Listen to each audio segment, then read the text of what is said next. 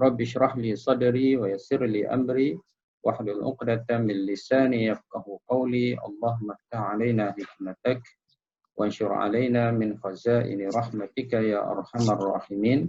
Wala haula wala quwwata illa billahil 'aliyyil 'azim. InsyaAllah kita sambung kelas kita dengan sambungan ayat surah Al-An'am ayat 12 yang belum lagi tamat pada minggu lepas. Surah Al-An'am ayat 12, betul Haji Zul? Ya, betul.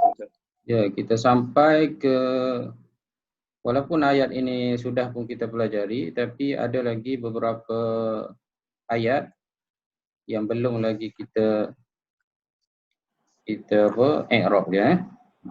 Jadi Allah Ta'ala sebut di dalam Al-Quran, cuba baca Haji Zul ayat yang ke-12. Ayat ke-12. A'udzubillahi minasyaitonirrajim. Bismillahirrahmanirrahim. Qul liman ma fis samawati wal ard qul lillahi kataba ala nafsihi rahmah la yajma'annakum ila yaumil qiyamah la raiba fihi allazina khasiru anfusahum fahum la yu'minun. Sadaqallahul azim. Okey, jadi kita sampai pada minggu lepas kita telah sampai kepada qul lillah. Jadi Allah Subhanahu wa taala berfirman, a'udzubillahi minasyaitonir rajim, qul, katakanlah wahai Muhammad ataupun tanyalah wahai Muhammad, liman ma fis samawati wal ard, bagi siapakah ma sesuatu fis samawati wal ard, di langit dan di bumi. Qul, katakanlah wahai Muhammad ataupun jawablah Muhammad, lillah, iaitu milik Allah Subhanahu wa taala. Kataba ala nafsihi rahmah, Allah Taala telah menetapkan atas dirinya ar-rahmah, iaitu ke-19. La yajma'annakum ila yaumil qiyamah, pasti dia akan mengumpulkan kamu pada hari kiamat. La raiba fi, dan tidak ada ragu-ragu pada hari kiamat itu. Alladzina khasiru anfusahum, dan mereka yang rugikan diri mereka di atas dunia.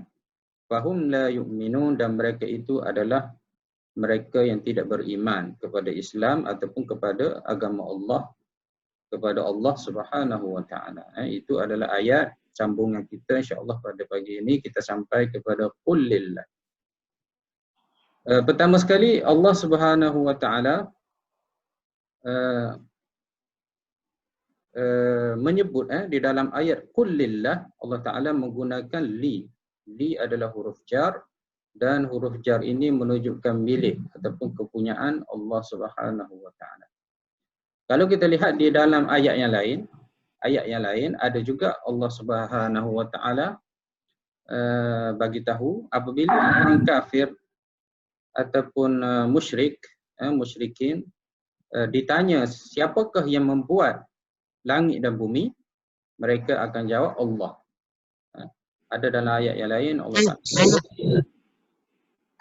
wala in sa'altahum, dan sekiranya engkau wahai Muhammad bertanya, man khalaqas samawati wal ard, siapakah yang mencipta langit dan bumi, la yaqulunna Allah, sudah pasti mereka akan menjawab Allah Subhanahu wa taala. Jadi ada beza di sini Jadi orang kafir apabila ditanya siapa yang buat dunia, buat langit, mereka akan jawab Allah. Tapi bila ditanya siapa yang memiliki langit dan bumi, mereka tak akan jawab. Sebabnya ada beza cipta dan milik. Jadi ayat di dalam ayat 12 ini Allah Ta'ala mahu menceritakan kepada kita, kalau kamu tanya orang kafir, mereka tidak jawab. Kerana milik dengan buat tidak sama. Yang buat alam ataupun bumi dan langit, Allah Subhanahu Wa Taala, dia tidak memberi apa-apa dari sudut kesan. Tapi kalau seseorang itu kata langit dan bumi ini milik Allah, maka dia dia perlu setia ataupun dia perlu ikut apa yang telah ditetapkan oleh pemilik langit dan bumi ini. Jadi dalam ayat ini Nabi yang menjawab, iaitu qul lillah, katakanlah Muhammad, bumi ini adalah milik Allah Subhanahu wa taala. Jadi dalam ayat yang lain, wala in sa'altahum, seandainya engkau wahai Muhammad bertanya mereka siapa yang mencipta langit dan bumi, mereka akan menjawab Allah. Tetapi kalau tanya siapakah yang memiliki langit dan bumi di dalam ayat 12 ini, mereka tidak jawab. Tetapi Allah Ta'ala yang minta Nabi jawab, qul lillah, katakanlah kepada mereka yang memiliki bumi ini adalah, langit dan bumi ini adalah Allah Subhanahu wa Ta'ala. Langit dan bumi ini maknanya langit yang indah, cantik, ada bintang, ada bulan, dan bumi yang kita guna untuk bekerja, kita boleh lihat keindahan bumi dan sebagainya. Ini semua adalah milik Allah Subhanahu wa taala. Apabila seseorang itu dia mengaku bumi dan langit ini milik Allah, jadi ada kesan di situ. Iaitu kesannya hendaklah dia beriman, dia beribadat, dia sembah, dia ikut pemilik langit dan bumi ini, iaitu Allah Subhanahu wa taala. Jadi dari sudut makna, Allah Ta'ala minta supaya Nabi tanya dan Nabi jawab. Salah satunya menunjukkan bahawasanya musyrik, khususnya di zaman Nabi SAW, jika ditanya siapa milik langit dan bumi, mereka tahu Allah Ta'ala yang memilikinya, tetapi mereka tidak jawab. Tapi seandainya tanya siapa yang buat langit dan bumi, jadi apa yang diceritakan di dalam Al-Quran juga, mereka akan jawab, pasti mereka akan jawab, la yaqulunna Allah. Maknanya Allah yang mencipta langit dan bumi. Itu sedikit dari sudut tafsiran ayat 12 surah Al-An'am ini. Jadi Allah Ta'ala sebut, qul lillah. Qul lillah. Apa disebut oleh dalam buku tu? Qul ialah kal awal. Aywa, kal awal. Maknanya seperti yang pertama. Di sini kal awal, seperti yang pertama. Maknanya kita sudah pun pelajari sebelum ini, qul itu adalah amrun sakin, fi'il amar yang barisnya adalah mati. Wal fa'il, dan fa'ilnya, pelakunya ialah anta. Jadi yang kedua ini pun sama saja. Qul adalah fi'il amar sakin, baris huruf akhirnya adalah baris mati, dan pelakunya, fa'ilnya ialah dhamir mustatir yang tidak nampak. Di dalam qul itu ialah anta. Anta. Aywa. Lillah, lillah muta'alliqun bimahdhuf khabar. Lillah ini adalah huruf dan Allah, perkataan Allah Subhanahu wa taala, lafzul jalalah. Okey, saya terangkan sini, saya terangkan di sini. Jadi dia sebut apa tadi? Lillah. Lillah ini adalah muta'alliq bi, apa dia sebut Haji Zu? Mahzuf khabar wal mubtada. Sekejap saya buka. Khabarnya mahzuf. Mahzuf khabar. Okey. Alikun bi mahzuf khabar. Okey. Qul itu adalah qul seperti yang pertama, lillah muta'alliqun bi mahdhuf khabar. Muta'alliqun bi mahzuf khabar. Jadi kita dah belajar sebelum ni, jika perkataan itu jar wa majrur, maknanya lillah ini ada huruf li, ada huruf li, kemudian campur dengan Allah. Allah. Lillah, lillahi. Allah itu baris bawah kerana huruf lam itu huruf jar lillahi. Jadi lillah ini adalah jar wa majrur. Dia mesti bergantung ataupun merujuk kepada ayat-ayat ataupun fi'il. Mesti dia bergantung kepada kata nama ataupun kepada perbuatan fi'il kerana lillah jar wa majrur ini tidak kuat sebagaimana yang kita yang saya bagi contoh minggu lepas, saya sudah lupa. Contoh saya bagi tahu di sekolah. Jadi di sekolah itu tidak lengkap ayatnya. Orang tidak tahu apa berlaku di sekolah ataupun siapa yang ada di sekolah. Jadi hendaklah di sekolah itu dia bergantung kepada sesuatu ayat. Sama ada saya kata Muhammad di sekolah ataupun saya belajar di sekolah. Jadi di sekolah itu mesti merujuk ataupun bergantung kepada perkataan yang lain. Sama ada Muhammad tadi ataupun saya belajar di sekolah. Lillah pun sama. Lillah muta'alliqun bimahdhuf khabar. Lillah ini walaupun dia tidak nampak tetapi sebenarnya dia ada perkataan sebelumnya. Perkataan sebelumnya. Tetapi perkataan itu adalah mahdhuf. Mahdhuf itu maknanya tak nampak, dibuang, tidak dinyatakan oleh Allah Subhanahu wa taala. Jadi boleh kita kalau kita nak takdirkan kita sebut milkul lillah. Contoh kan? Milkul lillah, milik Allah. Saya cuba tarik balik ayat Qul. Katakanlah wahai Muhammad, milkul lillah, milik Allah. Jadi milku itu adalah khabar. Jadi bila ada khabar, dia kena ada mubtada sebelumnya. Jadi mubtada itu kita bolehlah letak contoh huwa ataupun kita letak ayat ma fis samawa al-ard milkul lillah. Jadi ayatnya macam tu lebih kurang. Ayat penuh.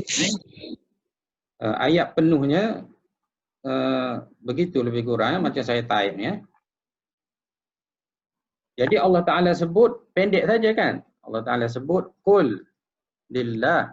Tapi sebenarnya Allah Taala nak bagi tahu, katakanlah wahai Muhammad, ia ataupun apa-apa sesuatu yang ada di langit dan bumi itu milkul lillah, milik Allah. Jadi semua ini dibuang. Semua ni tak ada. Yang saya buat macam ni. Tak ada. Allah hanya sebut qul lillah. Qul lillah. Tapi walaupun tak ada, dia mengandungi makna tersebut. Kenapa tak ada, Haji Zul? Dah faham Ustaz. Dia masuk. Tak perlu diulang. Maknanya semua orang tahu. Apabila kamu tanya apa yang ada di langit dan di bumi milik siapa, jadi tak perlu diulang lagi. Sesuatu di langit dan di bumi itu milik, tak perlu diulang lagi, hanya sebut lillah, milik Allah Subhanahu wa taala.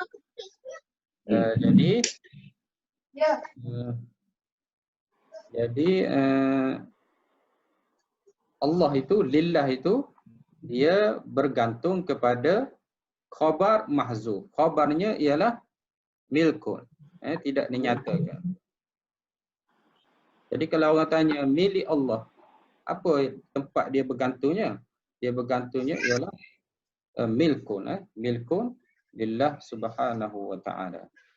Jadi kul huwa ataupun ma fis samawati wal ard milkun lillah, milik Allah subhanahu wa ta'ala. Itulah kat situ, itu yang dimaksudkan oleh pengarang kitab ni. Wal mubtada muqaddarun dalla alaihi al mubtada as-sabiq. Dan mubtada, okey, ini mubtada. Saya buat biru, biru ini mubtada. Okey, mubtada muqaddar. Muqaddar pun lebih kurang mahdzuf juga, maknanya dia ditakdirkan. Ditakdirkan. Ditakdirkan ada apa yang menunjukkan ataupun bagaimana kita nak tentukan mubtada tersebut, kita rujuk kepada soalan tadi. Ma fis samawati wal ardh. Disebut di dalam ayat yang sebelumnya. Jadi qul lillah, katakanlah wahai Muhammad, huwa ataupun sesuatu yang ada di langit dan di bumi, milkun, milik Allah Subhanahu wa ta'ala. Jadi apabila sesuatu itu milik Allah, maka seseorang manusia hendaklah mengikut apa yang ditetapkan, apa yang disuruh, apa yang dilarang, apa yang diminta oleh pemilik bumi dan langit ini, iaitu Allah Subhanahu wa taala. Sebab itulah dari sudut ini musyrikin Mekah mereka tidak menjawab, mereka senyap. Tetapi kalau ditanya siapa yang buat, mereka akan pasti menjawab la yaqulunallah, pasti menjawab Allah Subhanahu wa taala. Walaupun ada yang membantah, maknanya mereka kata seandainya orang kafir itu dia mengakui kewujudan Allah, maka mereka beriman dengan Allah. Tidak begitu? Ya. Jadi walaupun ada dari sudut itu mereka percaya, tetapi iman kepada Allah hendaklah merangkumi semua sudut. Pertama, mereka juga hendaklah mentauhidkan dan juga beriman dari sudut uluhiyah, ibadat. Kristian mengaku juga Allah Tuhan mereka, tetapi mereka telah mensyirikkan Allah. Begitu juga Yahudi, mereka juga adalah beriman dengan Allah, tetapi mereka telah mensyirik, menyekutukan Allah Subhanahu wa taala. Dan dari sudut yang lain ialah tauhid ubudiyah.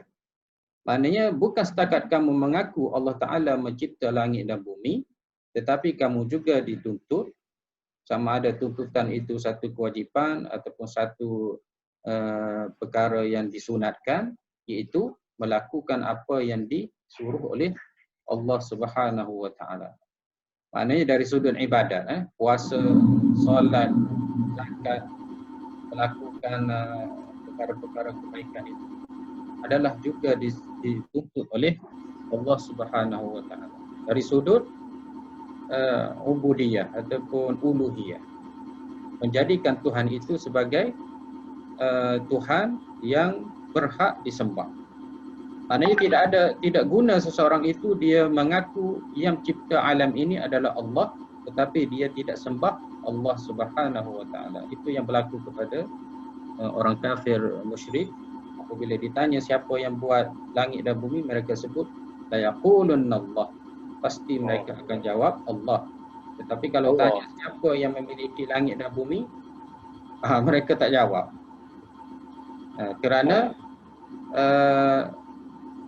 seorang yang menggunakan sesuatu yang ada di muka bumi ini, di mana semua ini adalah milik Allah Subhanahu wa taala, mereka mesti mengikut apa yang diperintah oleh pemiliknya, iaitu Allah Subhanahu wa taala.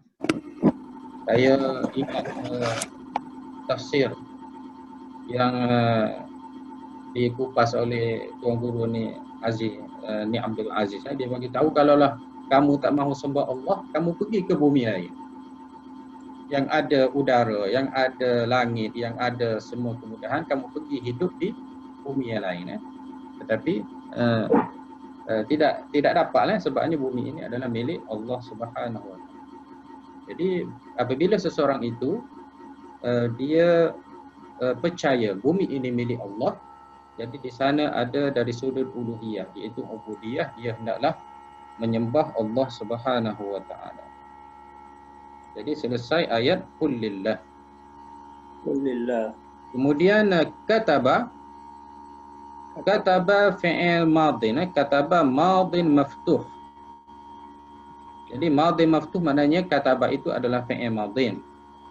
Maftuhun, barisnya di atas. Kalau kita type kataba, jadi huruf akhir itu baris atas, tidak begitu? Fathah. Aywa, itulah maksudnya fi'il madin maftuh. Dan fi'il madin ni dia mabni, dia tidak berubah barisnya. Tidak sama dengan fi'il mudhari'. Jadi kataba fi'il madin maftuh wal fa'il, dan pelakunya huwa. Pelakunya ialah dhamir huwa. Huwa itu ya'udu 'ala Allah, iaitu kembali kepada Allah Subhanahu wa taala. Maknanya kataba ini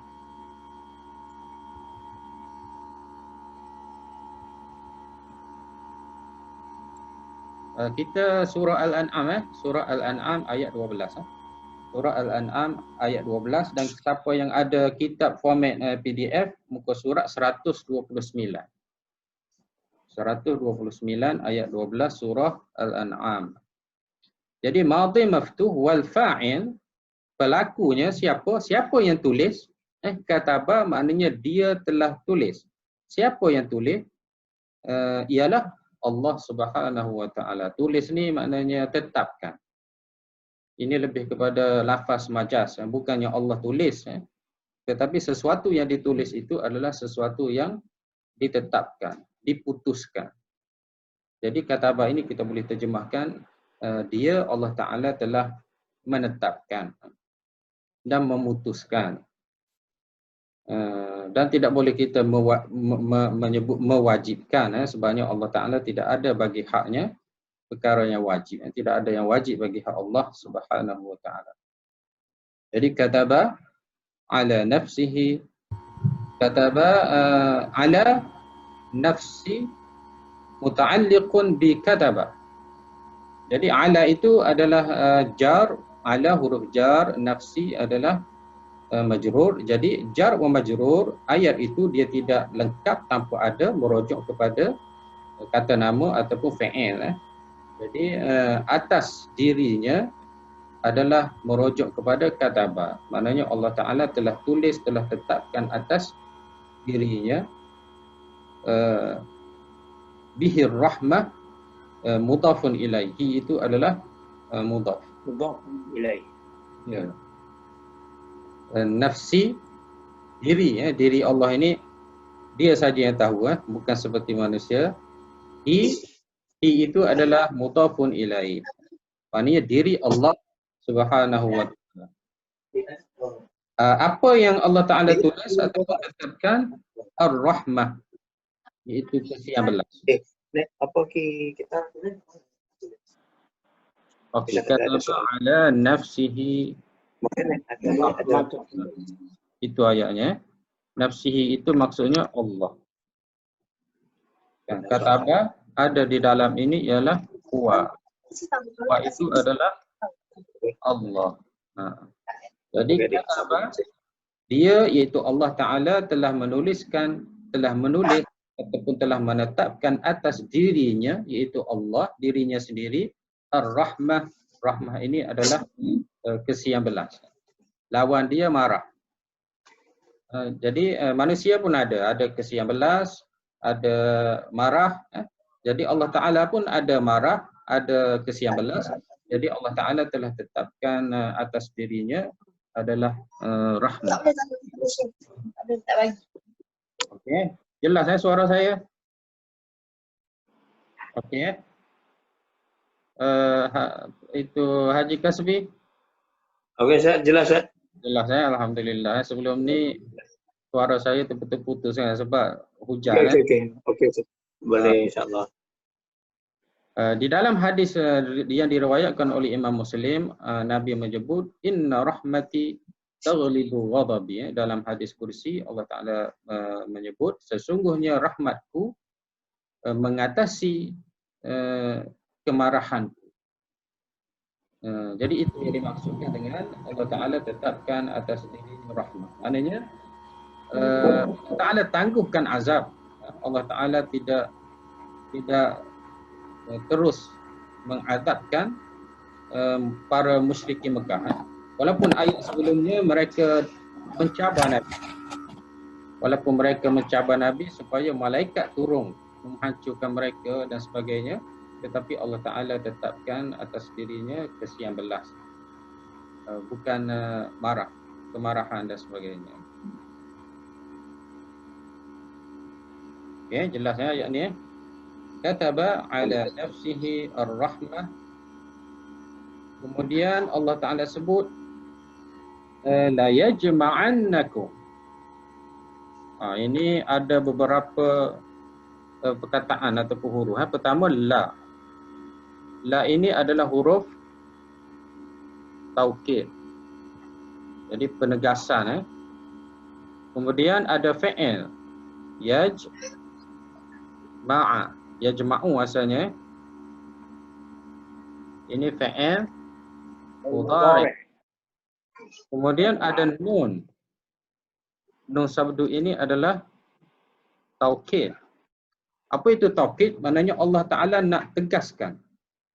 Maknanya Allah Ta'ala mahu tegaskan, mahu kuatkan bahawasanya pasti dia, yajma'u itu dia, yajma'u dia Allah Ta'ala pasti akan mengumpulkan mereka. Maknanya mereka itu akan dikumpulkan pada hari kiamat. Tidak ada balasan di dunia. Atas dunia, orang musyrik, orang melakukan dosa dan sebagainya, mereka dibiarkan. Tidak diazab terus. Itu adalah atas asas rahmat Allah Subhanahu wa Ta'ala. Tapi ingat, mereka itu ataupun kamu, dia Allah Ta'ala pasti akan mengumpulkan kamu semua ila yaumil qiyamah, kepada satu hari yang kita panggil hari kiamat. Jadi semua akan dikumpul oleh Allah Subhanahu Wa Taala pada hari kiamat. Untuk apa tujuan? Tujuannya untuk membalas segala amalan. Yang baik dibalas baik, yang jahat dibalas jahat, sama ada syurga, sama ada neraka. Jadi setiap manusia matlamat ataupun penghujungnya ialah pada hari kiamat, sama ada di neraka ataupun di dalam syurga Allah Subhanahu Wa Taala.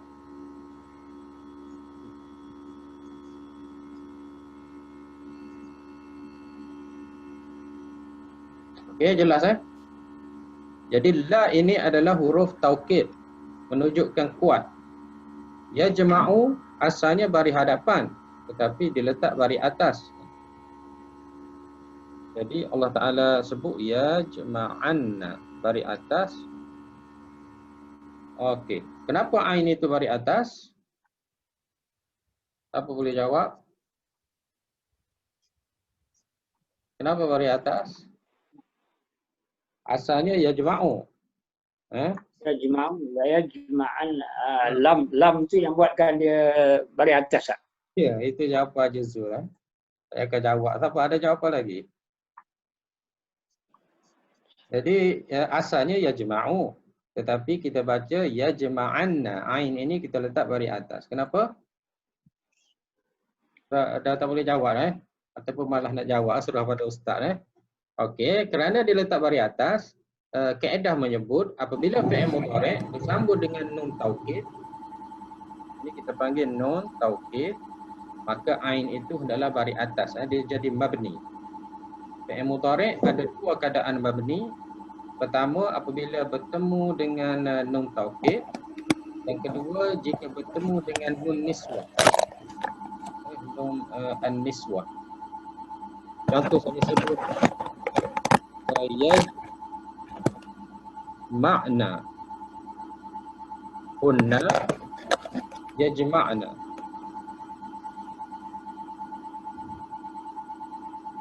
Aywa, hunna yajma'na. Ini pun sama apabila bertemu dengan nun niswah ataupun bertemu dengan nun taukid, maka dia jadi mabni. Mabni alal fathah, ini bari atas ataupun bari mati kat sini Kalau bertemu dengan nun taukid bari atas, bertemu dengan nun taukid baris mati. Okey, nun niswah jadi mati. Nun niswah. Dia mabni hunna ataupun antunna tajma'na. Jadi dua keadaan ini fi'il mudhari' dia mabni. Maknanya barisnya tidak berubah. Ain itu sentiasa baris atas, tidak boleh baris bawah ataupun baris mati ataupun baris hadapan seperti asal. Okey. Jadi bila orang Arab ataupun musyrikin Mekah dia baca ayat ini, maknanya kita orang Melayu mungkin kita tak rasa apalah, tetapi orang Arab apabila dia letak dua huruf taukid, ini bermakna Allah SWT betul-betul menegaskan, betul-betul mahu kuatkan, betul-betul tegas bahawasanya wahai kamu semua pasti akan dikumpulkan pada hari kiamat. Jadi terlepas atas dunia, hari akhirat belum tentu lagi Allah Ta'ala sebut, janganlah kamu fikir Allah Ta'ala lupa, ghafilan bagi mereka yang zalim. Tetapi Allah Ta'ala tangguhkan pada satu hari yang terbeliak biji mata mereka, iaitu pada hari akhirat. Okey. Ila yaumin muta'alliqani bi yajma'annakum. Ila yaumin huruf jar wa majrur itu ialah bergantung ataupun merujuk kepada yajma'annakum. Jadi kalau orang tanya kumpul, Allah Ta'ala kumpul apa? Jadi kita kata kumpul kepada satu hari akhirat. Kalau orang tanya hari akhirat apa? Kita kata hari akhirat itu yang Allah Ta'ala akan kumpulkan. Jadi ya jema'u dengan ila yaumil qiyamah itu adalah lengkap melengkapi. Ya. Sebab itulah dia sebut muta'alliqani, merujuk ataupun bergantung kepada fi'il ya jama'annakum. Qiyamah mudhafun ilaih. Mudhafun ilaih ini ialah kata sandar. Yaumi al-qiyamah. Hari kiamat. Kalau saya sebut hari, maknanya umum. Tak tahu hari apa. Kalau saya sebut kiamat. Jadi apabila disebut hari kiamat, maknanya hari akhirat. Tapi kalau saya buang kiamat, maknanya mungkin hari Rabu, hari Selasa ataupun hari kenduri dan sebagainya. Jadi yaum itu disandarkan kepada al-qiyamah. Jadi yang ini Arab sebut mudhaf dan qiyamah ini adalah mudhaf ilaihi. Mudhafun. La raiba fi. Ini pun kalau Arab dengar, dia terbeliak biji mata mereka. La raiba. Tidak dibaca raibun. Baris dua hadapan. Jadi dibaca raiba. Apa bezanya? Bila dibaca raiba, maksudnya raiba itu adalah la itu adalah nafi lil jins. Maknanya tidak ada sebarang keraguan. La raiba itu maksudnya keraguan. Jadi bila disebut la raiba, maknanya tidak ada sebarang keraguan. Sama ada sedikit, sama ada besar, sama ada apa-apa saja sebentuk ataupun sebarang bentuk jenis keraguan, tidak ada. Tidak ada pada apa? Pada dikumpulkan manusia itu pada hari kiamat. Kalau disebut la raibun, kalau raibun ada lagi keraguan. Ini ada lagi sudut-sudut keraguan. Sebab itulah syahadah kita dia sebut la ilaha. Maksudnya tidak ada sebarang ataupun sejenis apa-apa pun Tuhan. Sama sujud dengan atas. Diletak dengan baris atas. Apa namanya? Ini nama dia la nafiyah lil jins. Itu menafikan semua jenis makna perkataan ini. Jadi raiba itu maksudnya ragu-ragu, maknanya tidak ada sebarang keraguan. Okey. Kita sambung masalah lain pula. InsyaAllah Ustaz. Ya, ini dah cukup time Zoom 40 minit. Nanti saya akan beli yang boleh tempoh kita panjang lagi. Ini saya guna yang percuma juga. Sikit ya. InsyaAllah kita sambung pada sesi yang akan datang. Assalamualaikum warahmatullahi wabarakatuh. Assalamualaikum warahmatullahi wabarakatuh. Ustaz. Assalamualaikum Ustaz. Waalaikumsalam. Ustaz, saya ni sebenarnya hari ni saya dengar yang pertama kali. Jadi saya nak tanya, ini rujukan mana saya? Di mana-mana kalau saya nak dapatkan kitab-kitab ni Ustaz?